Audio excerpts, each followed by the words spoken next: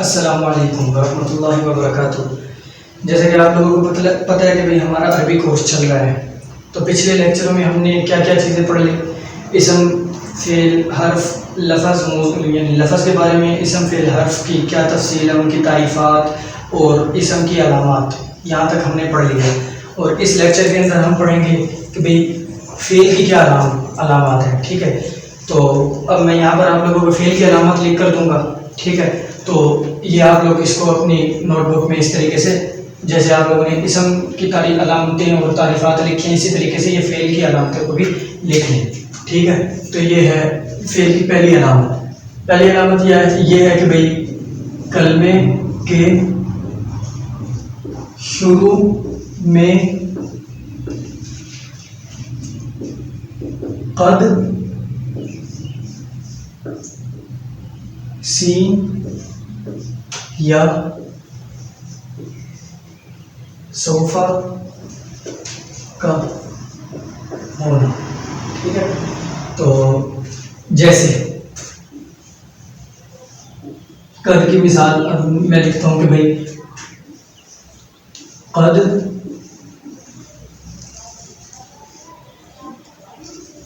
افلح، ٹھیک ہے؟ اب یہاں پر یہ قد کی مثال ہو گئی، اب سین کی مثال میں لکھ کر دیتا ہوں، سینسر، ٹھیک ہے؟ سینسر۔ اور یہ اس کی تیسری مثال ہے سوف کی، سوف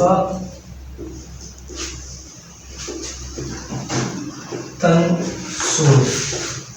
اچھا، تو یہ میں نے فعل کی علامات شروع ہوئی ہیں، جس میں سے پہلی علامت میں نے لکھ کر دے دی ہے کہ بھئی پہلی علامت کیا ہے کہ کلمے کے شروع میں قد، سین یا سوف کا ہونا۔ اب یہ بات آپ لوگ ذہن میں رکھ لیں کہ اب آپ کو جب میں کام دوں گا کہ بھئی اسم، فعل اور حرف کو علیحدہ علیحدہ کریں، تو اس وقت آپ لوگ یہ دیکھ لینا کہ بھئی صرف علامات نہیں دیکھنی، بلکہ پچھلے لیکچر میں جو میں نے پڑھایا تھا نا فعل کی تعریف، تو آپ نے یہ دیکھنا کہ اس کلمے کے اوپر فعل کی تعریف بھی صادق آ رہی ہے یا نہیں۔ ایسا نہ ہو کہ اس کلمے کے اوپر فعل کی تعریف تو صادق نہیں آ رہی، لیکن آپ نے علامتیں دیکھ کر صرف فیصلہ کر دیا کہ بھئی یہ فعل ہے۔ آپ نے سارا دیکھنا ہے، فعل کی تعریف بھی صادق آئے اس کے اوپر، اور اس کے اندر فعل کی علامتیں بھی پائی جائیں۔ اسی طریقے سے اسم کی تعریف بھی صادق آئے اور اس کے اوپر اس پر اسم کی علامت بھی پائی جائے، ٹھیک ہے؟ تو اب یہ میں نے پہلی تعریف لکھ کر دی ہے کہ بھئی کلمے کے شروع میں قد، سین یا سوف کا ہونا، ٹھیک ہے؟ اب یہ کلمہ ہے، ٹھیک ہے؟ اس مثال کے اندر یہ سین سے پہلے تک اور یہ تین کلمے ہیں، ٹھیک ہے؟ اب کلمے کے شروع میں قد ہے، ٹھیک ہے، سین ہے اور سوف ہے، یہ علامتیں تو پوری ہوئی۔ اب میں نے یہ پتہ لگانا کہ یہ فعل ہے یا اسم ہے۔ علامت کے ذریعے تو پتہ لگ رہا ہے کہ بھئی یہ فعل ہے، کیونکہ فعل کی علامت پائی جا رہی ہے، لیکن اس کے اندر میں نے جیسے کہ ابھی بتایا کہ بھئی وہ پچھلے لیکچر والا بھی دیکھنا ہے بھئی اس کے اوپر فعل کی تعریف بھی صادق آ رہی ہے یا نہیں۔ اب افلاح کا مطلب کیا ہے؟ افلاح کا مطلب یہ ہے کہ بھئی وہ کامیاب ہوا، ٹھیک ہے؟ وہ کامیاب ہوا، ٹھیک ہے؟ اب یہ کامیاب ہونا، میں نے کیا کہا تھا فعل کی تعریف کے اندر؟ فعل وہ کلمہ ہے جس کا معنی دوسرا کلمہ ملائے بغیر سمجھ میں نہ آئے، یعنی دوسرا کلمہ ملایا جائے گا، اس کے ساتھ ملانا دوسرا کلمہ ضروری ہے، ٹھیک ہے؟ تو افلاح کا مطلب کیا ہے کہ بھئی وہ کامیاب ہوا۔ اب اس کا معنی دوسرا کلمہ ملائے بغیر سمجھ میں نہیں آئے، بھئی وہ کامیاب ہوا، مطلب اب وہ سے کیا مراد ہے کہ بھئی کون کامیاب ہوا؟ تو افلاح یہ فعل ہے، اس کا مطلب وہ کامیاب ہوا کا مطلب یہ کہ کوئی ایک غائب مرد ہے، کوئی ایک مرد ہے جو غائب ہے، وہ جس کو ہم وہ کہہ رہے ہیں کہ بھئی وہ کامیاب ہوا۔ تو فعل کی تعریف اس پر صادق آ رہی ہے اور فعل کی علامت بھی اس پر صادق آ رہی ہے۔ فعل کی تعریف کا تو آپ لوگوں کو پتہ لگ گیا نا کہ بھئی اس کے کیا فعل کی تعریف ہے؟ پہلے کہ بھئی جس کا معنی دوسرا کلمہ ملائے بغیر سمجھ میں نہ آئے، تو اس کے اندر دوسرا کلمہ وہ پتہ کیا ہے؟ اس کے اندر ضمیر ہے ہوا کی، یعنی مطلب یہ اس کا وہ، ٹھیک ہے؟ وہ کامیاب ہوا۔ اب یہ میں لکھ کر دے دیتا ہوں نا، جیسے وہ کامیاب ہوا۔ اب آپ لوگوں کو مزید سمجھ آ جائے گی کہ بھائی دیکھو وہ کامیاب ہوا۔ اب افلاح کا مطلب کیا ہے؟ صرف کامیاب ہونا، ٹھیک ہے؟ اب اس کا مطلب سمجھ نہیں آ رہا تھا، ٹھیک ہے؟ اب الفلاح بھی کہتے ہیں کامیابی کو، تو جب میں نے کہا نا کہ وہ کامیاب ہوا، تو یعنی وہ دوسرا کلمہ ہے جس کو ہم نے اس کے ساتھ ملایا، تو یہ فعل کی تعریف اس کے اوپر صادق آ رہی ہے جو ہم نے پیچھے پڑھی ہے۔ اور پھر اس کے اوپر فعل کی علامت بھی آ رہی ہے کہ بھئی قد سین یا سوفا میں سے علامت بھی آ رہی ہے، تو اب اس کو کہنا ہے کہ یہ فعل ہے۔ اب مزید اس کو سمجھنے کے لیے میں اس کی دوسری مثال سے سمجھاتا ہوں، جیسے اب میں دوسری مثال کا ترجمہ لکھ کر دے دیتا ہوں۔ اچھا یہ تو ہو گیا اس کا، اچھا یہاں پر اس کا ترجمہ میں لکھ کر دیتا ہوں کہ سین شروع کا، کہ بھائی ان قریب وہ، اچھا بلکہ سین شروع کا نہیں، اس میں جو اصل لفظ ہے صرف وہ لکھ کر دیتا ہوں میں آپ لوگوں کو اس کا معنی۔ اس کے اندر اصل لفظ کیا ہے، یہ سین ہٹا دیں، سین تو علامت ہے نا، تو یہ نون صاد رہا، یہ اصل لفظ ہے۔ اس کا مطلب کیا ہے، یعنی ینصر یا نون صاد رہا کہ وہ مدد کرتا ہے، ٹھیک ہے، یہ اب اس کے اندر ہے۔ اب یا یہ جو نون صاد ہے اس کا مطلب کیا ہے، اس کا مطلب ہے کہ مدد کرنا۔ اب جب آپ کو کسی نے کہا، جیسے اس کا مطلب کیا تھا، کامیاب ہونا، اب جیسے اب آپ کو کسی نے کہا کہ بھائی مدد کرنا، اب آپ کو نہیں سمجھ آ رہا، مطلب یہ ہے کہ اس کے ساتھ کوئی اور کلمہ ملایا جائے گا۔ اب میں نے اس کے ساتھ وہ کا کلمہ ملایا، یعنی فعل کی وہی تعریف صادق آ رہی ہے نا کہ جس کے ساتھ دوسرا کلمہ ملانے کی ضرورت ہے۔ اب اس کے ساتھ میں نے دوسرا کلمہ کیا ملایا، وہ، کہ بھائی وہ مدد کرتا ہے۔ اب آپ کو بات مکمل سمجھ آئیے، ٹھیک ہے۔ اب اس کے اوپر فعل کی تعریف تو آ گئی صادق، اب ہم نے علامت دیکھنے کے فعل کی علامت بھی اس پر پائی جا رہی ہے یا نہیں۔ اب بھائی فعل کی علامت بھی پائی جا رہی ہے، جی فعل کی علامت کیا پائی جا رہی ہے کہ اس کلمے کے شروع میں کیا ہے، سین، ٹھیک ہے۔ تو اب اس کے اوپر فعل کی علامت پائی جائے، فعل کی علامت بھی ہمیں پتہ لگ گئی اور فعل کی تعریف بھی اس کے اوپر صادق آ رہی ہے، ٹھیک ہے۔ اب تیسری مثال آپ لوگ سمجھیں، یہ یہاں پر لکھ کر دیتا ہوں تیسری مثال۔ اچھا جی یہ تیسری مثال کیا ہے کہ سوف تنصر، اس کے اندر بھی تنصر اصل ہے کہ بھائی مدد کرتا ہے، یعنی وہ مدد کرتا ہے، یہ سیم اسی طریقے سے نکالا۔ تنصر کا مطلب بھی، یعنی ینصر کا مطلب یہ وہ کی جگہ نہیں، یہاں پر تو کر، تو، ٹھیک ہے، تو مدد کرتا ہے، ٹھیک ہے، یہ تنصر کا مطلب ہو گیا۔ ینصر کا مطلب وہ مدد کرتا ہے، افلح کا مطلب وہ کامیاب ہوا، ٹھیک ہے۔ اب وہ مدد کرتا ہے، اب ینصر کا اصل مطلب کیا تھا، یعنی مدد کرنا۔ اب مدد کرنے سے معنی مکمل حاصل نہیں ہو رہا جب تک کہ دوسرا کلمہ نہ ملایا جائے۔ جب ہم نے اس کے ساتھ یہ دوسرا کلمہ ملا لیا کہ بھئی تو مدد کرتا ہے، کون مدد کرتا ہے، تو مدد کرتا ہے، اب اس سے ہمیں مکمل معنی حاصل ہو گیا کہ بھئی مدد کرنے، یعنی دوسرا کلمہ ہمیں ملانے کی ضرورت تھی تو ہم نے ملا لیا۔ اب وہ فعل والی تعریف تو آ گئی اس کے اوپر صادق۔ اب ان تینوں میں فعل کی تعریف کے اندر دو شرطیں تھیں نا، پہلی شرط تو تینوں میں پائی گئی، اب دوسری شرط کیا تھی کہ تین زمانوں میں سے کوئی زمانہ بھی پایا جائے۔ اچھا جی دیکھیں اس کے اندر کون سا زمانہ پایا جا رہا ہے، ماضی کا، گزشتہ زمانہ، کامیاب ہوا، ٹھیک ہے۔ اس کے اندر کون سا زمانہ پایا جا رہا ہے کہ مدد کرتا ہے، ٹھیک ہے، حال کا بھی پایا جا رہا ہے، یعنی اس کے اندر حال کا معنی پایا جا رہا ہے، پھر اس کے اندر بھی حال کا معنی پایا جا رہا ہے، بھائی وہ مدد کرتا ہے، ٹھیک ہے۔ اب یہ دوسری شرط بھی پائی جا رہی ہے جو ہم نے کہا تھا کہ بھائی کیا، کہ بھائی ماضی یا مضارع یا مستقبل، یعنی ماضی، حال یا مستقبل، ان تینوں میں سے کوئی زمانہ بھی پایا جائے۔ اچھا یہ تو ہو گئی فعل کی تعریف، اس کے اوپر صادق آ گئی، تو باقی علامتیں کو بھی آپ لوگوں کو پتہ لگ گیا کہ پہلی تعریف کیا نہیں، یعنی یہ پہلی کوئی بھی کلمہ آ جائے اس کے اوپر قد سین یا صوفہ میں سے کوئی بھی علامت آ جائے تو وہ ہوگا فعل۔ تو اب اس کا خلاصہ کیا نکلا، اس کا خلاصہ یہ نکلا کہ آپ کے پاس جب کوئی بھی کلمہ آئے تو آپ لوگوں نے کیا دیکھنا ہے کہ بھائی وہ کلمہ اسم ہے یا فعل، حرف کے لیے، حرف پہچاننے کے لیے کیسے پتہ لگائیں گے، کہ اس کے اوپر دو چیزوں کا غور کرنا ہے، ایک علامت کا، اور علامت سے پہلے وہی جو اسم، فعل اور حرف کی تعریف پڑی تھی نا، تو ان کے اوپر وہ تعریف بھی صادق آ رہی ہے نہیں۔ تو یہ مثالیں سمجھانے کا مقصد صرف یہ تھا کہ بھئی تاکہ آپ لوگوں کو ان مثالوں کے ذریعے میں یہ بتا سکوں کہ بھئی اس کے اوپر فعل کی تعریف کس طرح صادق آ رہی ہے، اور اسی طریقے سے اسم کی مثال کے اندر اسم کی تعریف پر، یعنی اس کلمے پر اسم کی تعریف کس طرح صادق آ رہی ہے۔ پھر یہ جب دونوں شرطیں پائی جائیں گی پھر پتہ لگے گا کہ جو ہے نا یہ اسم ہے یا فعل ہے یا حرف ہے، ٹھیک۔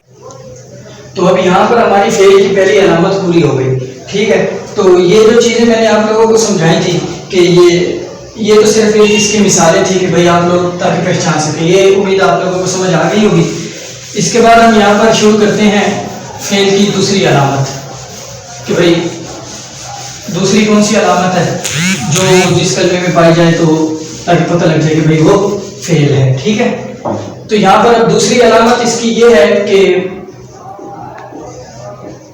کلمہ کے شروع میں حروف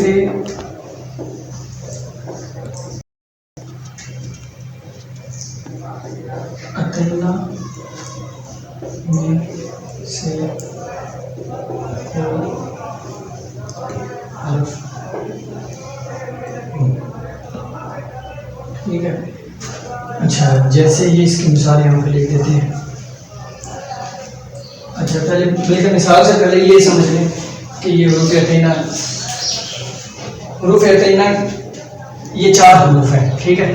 حمزہ، تا، یا اور نون، یہ ہیں حروف عطینہ. اچھا ان کے مجموعہ کو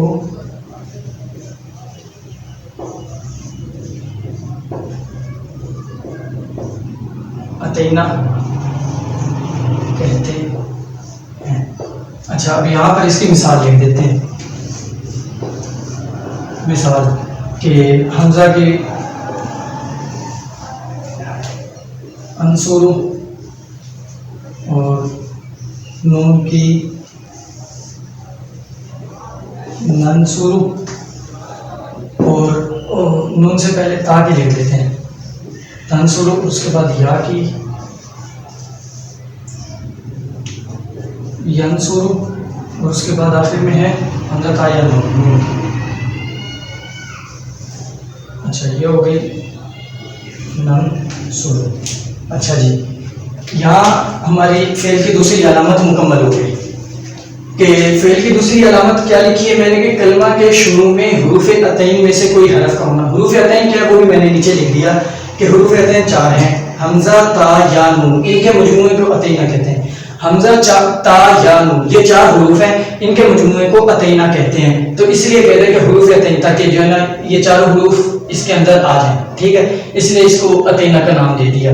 تو اب یہ کہہ رہے ہیں کہ جس کلمے کے شروع میں بھی حروف عطین میں سے کوئی حرف پایا جائے گا تو وہ کلمہ کیا ہوگا، وہیں پر پہچان لینا کہ بھئی وہ کلمہ یہ فعل کی علامت میں سے ہے. تو سوال جب ہو کہ بھئی یہ اسم، کوئی کلمہ آپ کے پاس آ جائے بھئی یہ اسم ہے، فعل ہے یا حرف ہے، تو جس کے شروع میں حروف عطینہ میں سے کوئی حرف پایا جائے تو وہاں پر آپ پہچان لینا کہ بھئی یہ فعل ہے، کیونکہ اس کے اندر فعل کی علامت نمبر 2 کون سی، حروف عطینہ والی علامت اس کے اندر پائی جا رہی ہے. ٹھیک ہے. اب حمزہ کی مثال میں نے دے دی انصر، ٹھیک ہے. نصر کا مطلب تو مدد کرنا ہے. دیکھو اب حمزہ آیا نا تو اب یہ علامت پائی جا رہی ہے، اور تنصر کے اندر یہ تا کی علامت پائی جا رہی ہے، ینصر کے اندر یا کی، اور ننصر کے اندر نون کی. اب یہ 4 علامتیں یہاں پر پائی جا رہی ہیں، ٹھیک ہے. تو یہ ہو گئی فعل کی دوسری علامت مکمل، ٹھیک ہے. تو اب یہاں پر میں فعل کی تیسری علامت لکھتا ہوں یہاں پر نیچے، تو شاید کہ مکمل نہ ہو یہاں پر تیسری علامت، تو یہ پہلی علامت میں بٹھا دیتا ہوں. تو یہاں پر آپ لوگوں کو میں تیسری علامت سمجھاتا ہوں کہ فعل کی تیسری علامت کون سی ہے.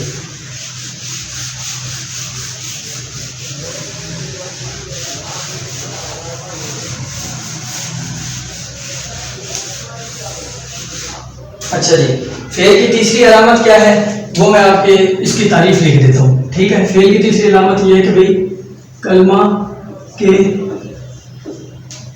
شروع میں حرف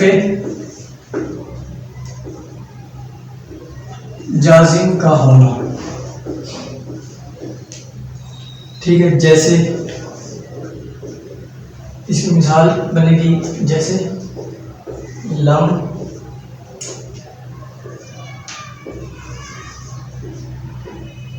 ینصر، ٹھیک ہے. تو حروف جازمہ 5 ہیں، لم، لما، لام امر، اور اس کے بعد لائے، نہیں، اس کے بعد ان، شرطیہ، ٹھیک ہے. تو یہ ہماری فعل کی تیسری علامت میں نے لکھ کر دے دی. اچھا جی کیا کہ بھئی کلمے کے شروع میں حرف جازم کا ہونا. حرف جازم کا کیا مطلب ہے؟ حرف جازم کا مطلب یہ ہے کہ پہلے تو یہ سمجھ لیں کہ حروف جازمہ کتنے ہیں. پہلے یہ بات ذہن میں رکھیے کہ حروف جازمہ ہیں 5، لم، لما، لام الامری یعنی لام امر لائے نہیں اور ان شرطیہ، یہ 5 حروف جازمہ ہیں، ٹھیک ہے. تو یہ حروف جازمہ جس کلمے کے بھی شروع میں آ جائیں گے تو ان 5 میں سے کوئی بھی جس کلمے کے شروع میں آ جائے تو وہاں پر پہچان لینا کہ یہ کیا ہے، فعل کی علامات میں سے، ٹھیک ہے. اور یہ حروف جازمہ عمل کیا کرتے ہیں، جیسے حروف جارہ اسم کی علامت میں نے بتایا تھا کہ حروف جارہ کیا عمل کرتے تھے کہ جس اسم پر داخل ہوتے تھے اس کے نیچے ایک زیر یا 2 زیر دے دیتے تھے، ٹھیک ہے، یعنی جر دیتے تھے، جس کو میں نے جر کا نام دیا تھا.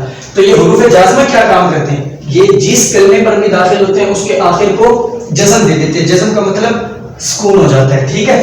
تو یہ جزم دے دیتے ہیں جس کلمے پر بھی داخل ہو. تو ٹھیک ہے، اب یہ دیکھیں ینصرو، یہ وہی ہے یہاں جو نیچے ینصرو تنصرو لکھا ہوا ہے، لیکن ہم نیچے کیا پڑھ رہے ہیں، ننصرو، یعنی را کے اوپر آخر میں پیش پڑھ رہے ہیں. تو حرف جازم جب داخل ہوا تو ہم را کے اوپر کیا اعراب پڑھ رہے ہیں، جزم کا، کیونکہ ان کا عمل کیا ہے، حروف جازمہ کا عمل یہ ہے کہ یہ کیا کرتے ہیں، کلمے کے آخر کو جزم دے دیتے ہیں، ٹھیک ہے. تو اب یہاں پر یہ ہماری ہو گئی اس کی تیسری شرط مکمل. تو اب یہاں پر چوتھی شرط لکھتے ہیں. تو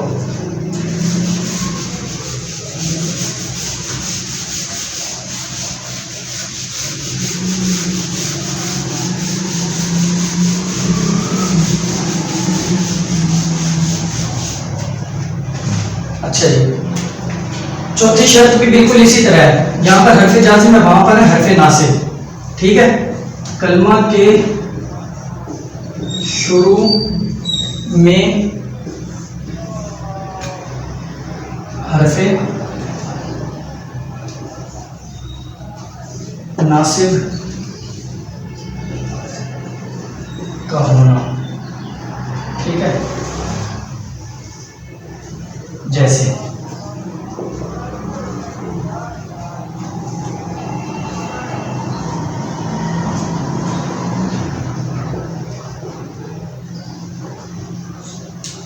ٹھیک ہے، اور حروف ناصبہ بھی نیچے لکھ دیتا ہوں کہ یہ 4 ہیں.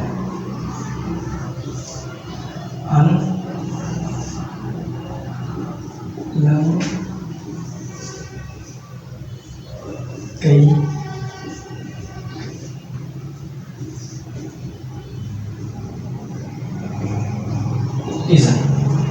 ٹھیک ہے. اچھا جی، یہاں پر میں نے کیا لکھ کر دے دی، کلمے کی چوتھی شرط کہ یعنی فعل کی علامت کی چوتھی شرط کہ بھئی کلمے کے شروع میں حرف ناصب کا ہونا. حرف ناصب کا کیا مطلب ہے کہ یہ بالکل حرف جازم کی طرح ہی ہے کہ حرف جازم کیا ہوتا تھا، جس کلمے پر داخل ہوتا تھا اس کو آخر کو کیا دے دیتا تھا، جزم. اور یہ حرف ناصب کیا کرتا ہے، یہ اس کے آخر کو نصب دے دیتا ہے. نصب کا کیا مطلب ہے کہ یعنی یہ زبر دے دیتا ہے، ٹھیک ہے. تو یہ ہے حرف ناصبہ کا، حروف ناصبہ کا مطلب کہ وہ کلمے کے آخر کو نصب دے دیتے ہیں، ٹھیک ہے. تو اب یہ ہو گئی فعل کی چوتھی علامت، ٹھیک ہے. یہاں پر یہ ہو گئی مکمل. اور یہ حروف ناصبہ کتنے ہیں، یہ بھی میں نے نیچے لکھ دی ہیں، ان لن کئی اذن، ٹھیک ہے. تو یہاں پر ہو گئی ہماری چوتھی شرط مکمل.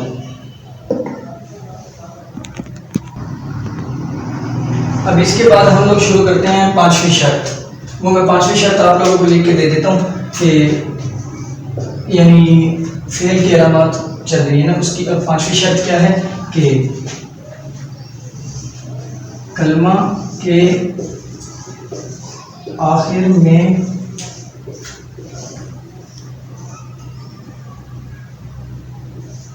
تائے تانیث ساکنہ کا ہونا.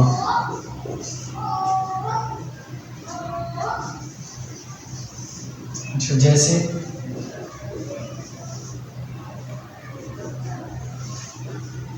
نصر. یہ ہو گئی ہماری 5ویں شرط فعل کی علامات کی. کیا ہے کہ کلمے کے آخر میں تائے تانیث ساکنہ کا ہونا. کہ تائے تانیث ساکنہ کسے کہتے ہیں، وہ یوں تا لکھی ہوگی، اس طرح کو کہتے ہیں کہ اس کے اوپر کوئی نہ زبر ہوگا، نہ زیر ہوگا، نہ پیش ہوگا، یوں جزم ہوگا، جیسے وہ لم ینصر کے آخر میں نا یوں، ٹھیک ہے.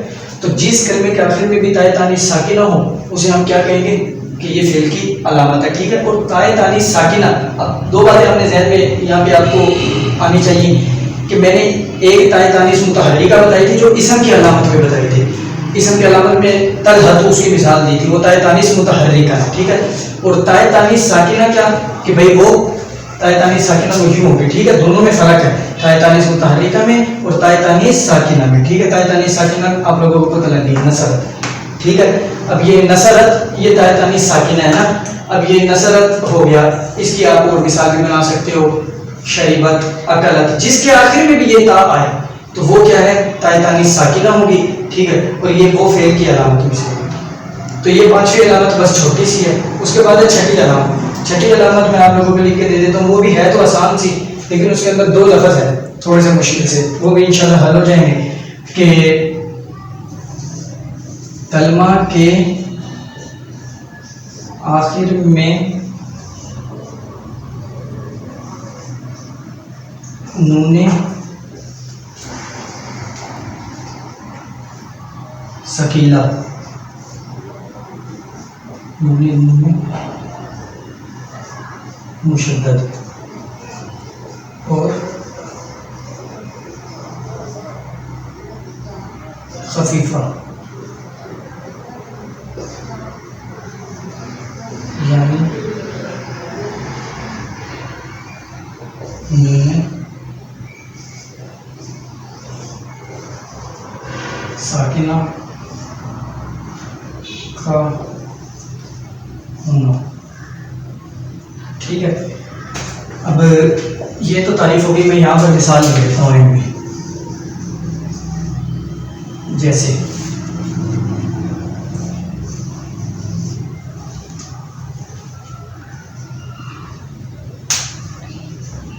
انصرنا اور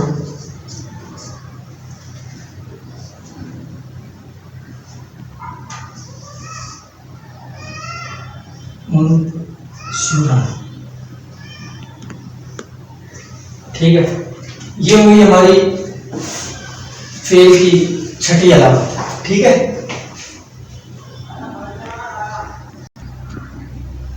یہ ہماری فعل کی چھٹی علامت. چھٹی علامت کیا کہ بھئی کلمے کے آخر میں نون ثقیلہ اور نون خفیفہ. یہاں پر میں نے نون نہیں لکھ کر دیا، یعنی آپ لوگ یہ لکھ لیں گے بھائی، اس کو تھوڑا سائڈ کر رکھیں. اور نون، ٹھیک ہے. کلمے کے آخر میں نون ثقیلہ اور نون خفیفہ کا ہونا. بریکٹ کے اندر نون ثقیلہ کا مطلب اور نون خفیفہ کا میں نے مطلب لکھ دیا ہے. نون ثقیلہ کسے کہتے ہیں؟ نون مشدد کو. اور نون خفیفہ کسے کہتے ہیں؟ نون ساکنہ کو. اب نون مشدد اور ساکنہ کیا ہوتا ہے؟ نون مشدد یہ ہوتا ہے کہ یہ جو بنا ہوا ہے نا، یہ نشان، یہ دیکھیں، یہ اب یہ نشان جس کے بھی شروع، یعنی جس حرف کے بھی اوپر آئے تو یہ مشدد کی علامت ہوتی ہے کہ بھئی اس حرف پر کیا ہے؟ تشدید ہے، ٹھیک ہے. جیسے اب ہم لکھتے ہیں لفظ اللہ، ٹھیک ہے. اب کسی نے لکھا جائے، اب لفظ اللہ کے اوپر بھی ہم نے یہ چیز ڈالی ہے تو اس کو کہتے ہیں مشدد، ٹھیک ہے. اب یہاں پر آپ دیکھیں کہ میں نے نون کے اوپر یہی چیز ڈالی ہے تو یہ کیا ہے؟ نون مشددہ، ٹھیک ہے. اور نون یعنی نون مشددہ ہوا اور ادھر کلمے کے یعنی نون مشددہ ہوا، اور اس اصطلاح میں اس کو کیا کہیں گے؟ نون ثقیلہ، ٹھیک ہے. اور یہ ہے نون خفیفہ. نون خفیفہ کہتے ہیں نون ساکنہ کو. اچھا، ساکنہ کا کیا مطلب ہے؟ کہ یہ جس کلمے کے آخر میں بھی یہ آ جائے اس کو ہم کیا کہیں گے؟ ساکن، ٹھیک ہے. اس کو ہم کیا کہیں گے؟ ساکن. اب دیکھیں، اب نصرت کے اندر تا کے آخر میں یہ آ رہا ہے تو یہ تا کیا ہے؟ ساکن ہے. اچھا، لم ینصر کے آخر میں یہ لم ینصر کے آخر میں را پر کیا آ رہا ہے؟ یہی والا نشان آ رہا ہے تو ہم اس کو کیا کہیں گے؟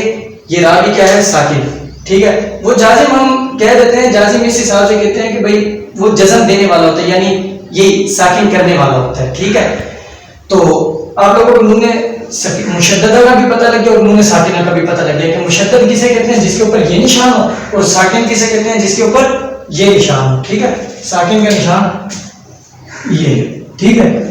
یہ علامتوں سے اس کا کوئی تعلق نہیں، یہ میں نے آپ لوگوں کو ویسے ہی سمجھانے کے لیے میں نے لکھ کر دے دی، ٹھیک ہے. اب میں نے اس کی مثال بھی لکھ کر دی ہے کہ یعنی نون مشددہ کی بھی مثال لکھ کر دی ہے اور نون ساکنہ کی بھی مثال، دوسری اصطلاح میں نون ثقیلہ اور نون خفیفہ کی مثال لکھ کر دی. انصرنا، انصرن. اب آپ غور کریں کہ انصرنا کے نون پر یہ نون مشددہ یعنی نون ثقیلہ پایا جا رہا ہے تو یہ فعل کی علامت ہے. اسی طریقے سے انصر کے آخر میں نون خفیفہ ہے تو یہ بھی فعل کی علامت ہے. نون مشددہ کو نون ثقیلہ کیوں کہتے ہیں اور نون ساکنہ کو نون خفیفہ کیوں کہتے ہیں؟ بھائی یہ بھی تو ہو سکتا ہے ہم سیدھا سیدھا کہتے ہیں بھائی نون مشددہ نون ساکنہ. نون مشددہ اور نون یعنی نون ثقیلہ اور نون خفیفہ کا مطلب یہ ہے کہ ثقیل کہتے ہیں بھاری چیز کو اور خفیف کہتے ہیں ہلکی چیز کو. تو جس لفظ کے اوپر آپ غور کریں گے جس لفظ کے اوپر یہ والی علامت ہوتی ہے جس لفظ کے اوپر ہوتی ہے اس کو تھوڑا سختی سے پڑھا جاتا ہے. جس طرح اب مثال کے طور پہ اب لفظ اللہ پر ہے نا یا آپ محمد کی مثال لیں. اچھا محمد کے میم پر ہے ٹھیک ہے یہ دیکھیں محمد ٹھیک ہے. اب یہ محمد کے میم پر ہے. اب ہم اس کو کیسے پڑھیں گے کہ محمد یعنی میم پر تھوڑی سی سختی آئے گی تو اس سختی کی وجہ سے اس کو ثقیلہ کہہ دیتے ہیں ٹھیک ہے. اور باقی محمد اب دال پر غور کریں گے دال کے آخر میں کون سی علامت دال پر کون سی علامت پائی جا رہی ہے وہ کون سی ہے نون خفیفہ والی. اب دال پر کوئی سختی سے نہیں پڑھا جاتا تو ثقیل کہتے ہیں بھاری کو خفیف کہتے ہیں ہلکی کو ٹھیک ہے. تو یعنی جس کے اوپر مشددہ ہوتا ہے تو اس حرف کو تھوڑا سا بھاری پڑا جاتا ہے اور جس کے آخر میں یہ ساکن ہوتا ہے تو اس لفظ کو کیا تھوڑا سا ہلکا پڑا جاتا ہے. بس یہ ثقیلہ اور خفیفہ کا مطلب ہے. لیکن اس کے اندر بس سمجھانا یہ مقصود ہے کہ نون ثقیلہ اور خفیفہ آپ لوگوں کو جب پتہ لگ گیا کہ بھئی وہ جس فعل کے آخر میں پایا جائے گا وہ جس فعل کے آخر میں بھی یعنی جس فعل کہہ رہا ہوں کہ جس کلمے کے آخر میں بھی پایا جائے گا وہ کیا ہوگا کس میں سے ہوگا فعل کی علامات میں سے ہوگا ٹھیک ہے. تو یہاں پر ہو گئی ہماری چھٹی علامت مکمل ٹھیک ہے. اب یہاں پر جگہ نہیں ہے تو میں اس کو مٹا دیتا ہوں یہاں پر 7ویں علامت لکھ دیتا ہوں. تو فعل کی کل 8 علامتیں ہیں ٹھیک ہے. تو 7ویں علامت لکھ دیتا ہوں 8ویں. اس کے بعد ہماری فعل کی علامتیں ختم ہو جائیں گی. پھر حرف کی علامت سمجھاؤں گا اور اس کے بعد آپ لوگوں کو کام دوں گا کہ مطلب یعنی میں 15 لفظ لکھ کر دوں گا. اب ان 15 لفظوں کے اندر آپ لوگوں نے اپنی کاپی کے اندر وہ 15 لفظ لکھنے ہیں اور وہ 15 لفظ لکھنے کے بعد آپ لوگوں نے خود متعین کرنا ہے کہ اس میں سے کیا اسم ہے کیا فعل ہے اور کیا حرف ہے ٹھیک ہے. اسم فعل اور حرف کی تعین آپ لوگوں نے خود کرنی ہے کہ بھئی اسم ہے تو اس کے اندر کون سی علامت ہے فعل ہے تو اس کے اندر کون سی علامت ہے حرف ہے تو اس کے اندر کون سی علامت ہے ٹھیک ہے. تو یہ 15 حروف میں آپ لوگوں کو لکھ کر دوں گا.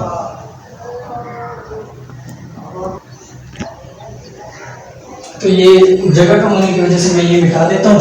یہ جگہ مکمل ہو گئی ہے بورڈ پہ تو یہ میں شروع والے مٹا رہا ہوں. پھر یہاں پر میں 7ویں اور 8ویں علامت آپ لوگوں کو سمجھا دیتا ہوں.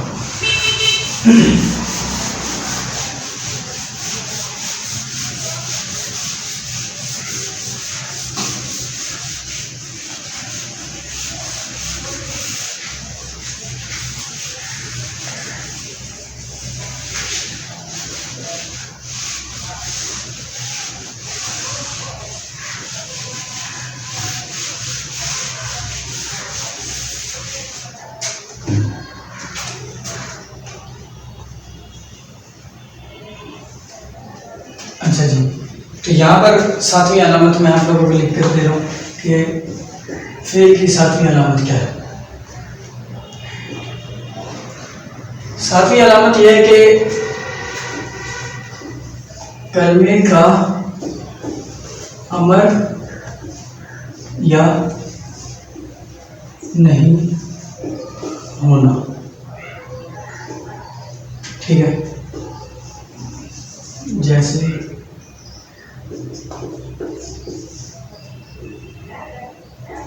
انصر اور لا تنصر.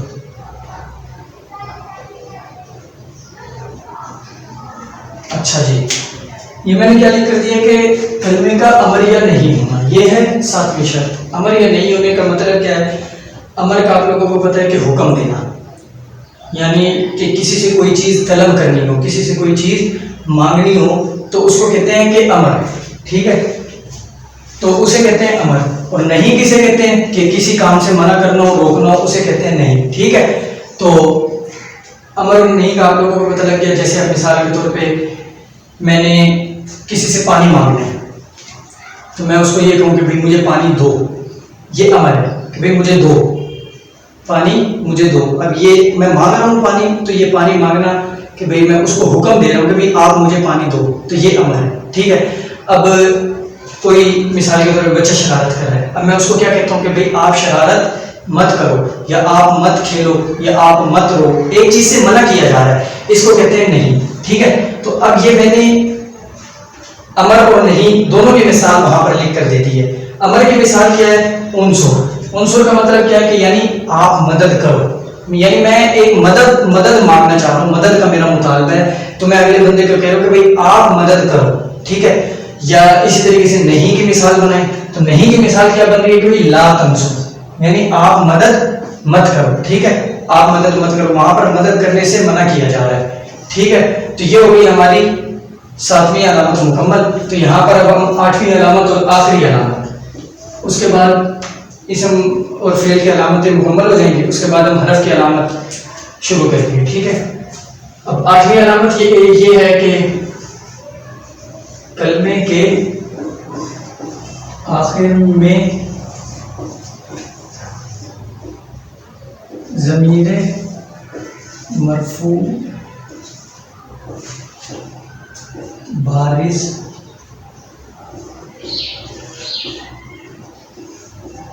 کا ہونا. ٹھیک ہے. جیسے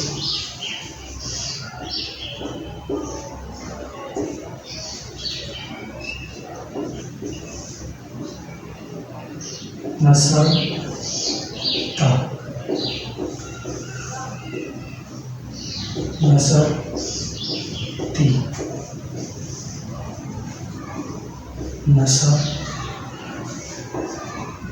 تو. اچھا جی، یہ ہے. اب میں نے آخری علامت آپ لوگوں کو لکھ کر دے دی. آٹھویں علامت یہ ہے کہ کلمے کے آخر میں ضمیر مرفوع بارز کا ہونا. ٹھیک ہے. ضمیر مرفوع بارز یعنی ایک بات اور ضمیر مرفوع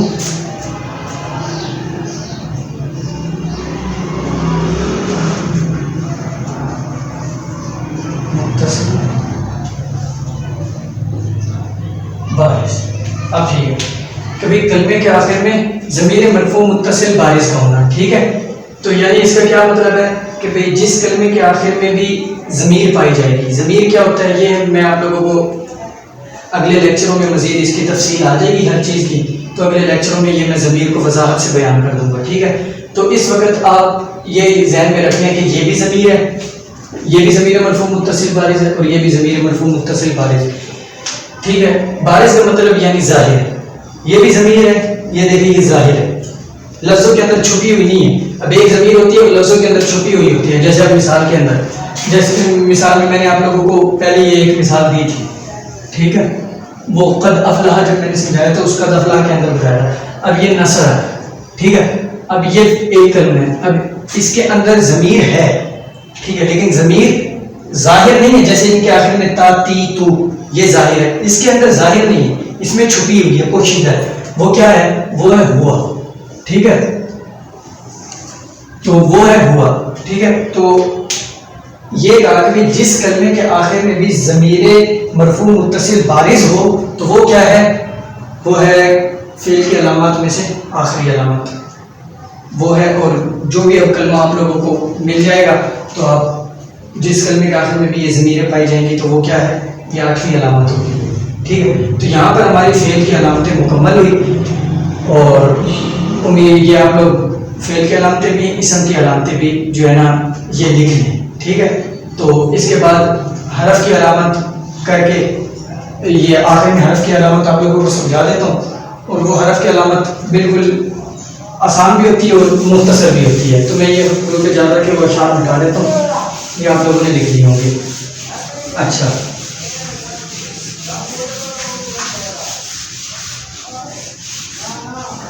اچھا جی، اب یہاں پر دیکھیں حروف کی علامات، یعنی علامات الحروف، یہ تو ہوگی ہماری ہیڈنگ. ٹھیک ہے. اب ہر حروف کی علامت کیا ہے کہ جس میں اسم یا فعل کی کوئی علامت نہ پائی جائے. اور یہ قانون یہ اصول شروع سے ہی چلتا آ رہا ہے حرف کے اندر، تو حرف تو سب سے ہی آسان ہوگا. ٹھیک ہے. اب کیا ہے کہ بھائی جس میں، یعنی جس، ہاں بلکہ جس میں ہی کر لیں. ٹھیک ہے. جس میں اسم یا فعل کی کوئی علامت نہ پائی جائے، جیسے من اور الہ. ٹھیک ہے. تو یہ بس فعل حرف کی میں نے آخر میں علامت لکھ کر دے دی کہ بھئی جس میں اسم اور فعل کی کوئی علامت نہ پائی جائے. اب من اور الہ آپ لوگوں کو اس کا معنی پتہ ہے، یہ پچھلے 2-3 لیکچروں میں یہ میں نے بیان کر دی ہے، تو یہ اس کی میں نے تفصیل بھی آپ لوگوں کو بیان کر دی ہے کہ بھئی من کا کیا معنی ہے، الہ کا کیا معنی ہے. ٹھیک ہے. تو اس کے اندر اسم یا فعل کی کوئی علامت بھی، جس کلمے کے اندر، جس چیز کے اندر اسم یا فعل کی کوئی علامت بھی نہ پائی جائے، وہ کیا ہے؟ وہ ہوتا ہے حرف. ٹھیک ہے. تو آپ لوگ اب یوں کریں کہ یہ سارا لیکچر اپنی کاپی میں نوٹ کر لیں. ٹھیک ہے. اور اس کے بعد میں اگلے لیکچر میں آپ لوگوں کو کام دوں گا کہ 15 لفظ لکھ کر دوں گا کہ وہ 15 لفظ آپ لوگ نے اپنی کاپی میں نوٹ کر کے، وہ ہوگا آپ کا ٹیسٹ، کیونکہ ہماری اسم، فعل اور حرف کی تعریف بھی مکمل ہو گئی اور ان کی علامات بھی مکمل ہو گئی. تو 15 حرف دوں گا، وہ ہوگا آپ لوگوں کا ٹیسٹ. تو آپ لوگوں نے اس کو لکھنا ہے مکمل. ٹھیک ہے. تو اس کے اندر آپ لوگوں نے متعین کرنا ہے اسم کیا ہے، فعل کیا ہے، حرف کیا ہے، اس کے اندر علامت کون سی پائی جا رہی ہے. ٹھیک ہے. تو اس لیکچر کو اپنی کاپی میں لکھ لیں، اور اگلے لیکچر کے اندر ہم لوگ کیا سیکھیں گے؟ اگلے لیکچر کے اندر ہمارا یہ پہلا پوائنٹ تو مکمل ہو گیا. دوسرا پوائنٹ عربی بول چال. ٹھیک ہے. لیکن عربی بول چال یہ کام دوں گا اس کے بعد. ٹھیک ہے. اور تیسرے لیکچر میں ہم لوگ سیکھیں گے حوار. تو ملتے ہیں اگلے لیکچر میں، تب تک کے لیے اللہ حافظ.